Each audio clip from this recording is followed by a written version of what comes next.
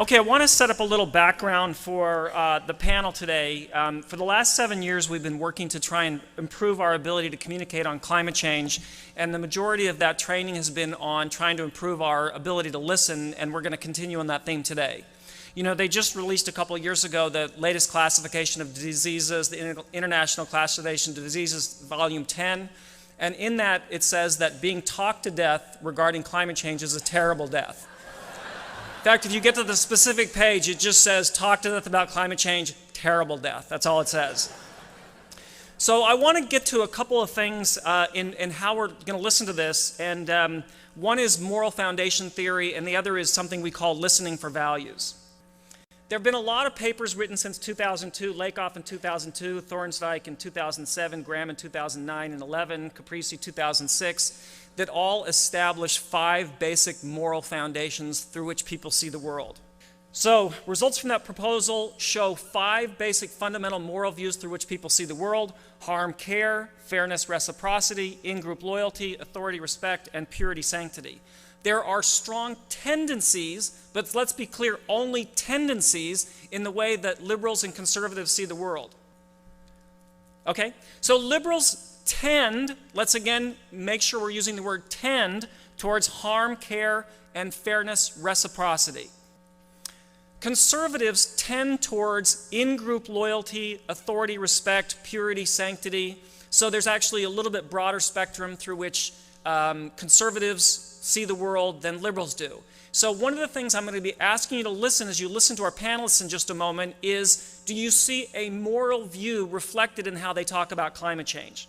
Okay, so I want to get to another piece called listening for values. And this is a transcript of an interaction between a couple of our volunteers and a woman who walked up to their table in Montana. And so the woman walks up and she says, "You probably don't want to talk to me. I don't believe in global warming." The volunteer says, "Not at all. We're delighted to visit with you. Thank you for coming over. Are you having a good time?" "Yes, I shop here all the time. It's a beautiful day." "What do you like best about the fair?" "I wanted to know more about composting. Probably learned too much about it today." "Would you like to know anything about what we're doing?" First of all, that's a brilliant communication device. Because if you ask people if they're interested in what you have to say, and they say yes, you're way more likely to communicate something effectively. "I'm a conservative. I'm against climate change action, so you won't like what I have to say." Think what you would say. Here's what they said. Honestly, we actually do. We want to understand better people who don't agree with us if you have the time. Brilliant, if you have the time. Next slide. "Well, I have a few minutes. You're against action on climate change."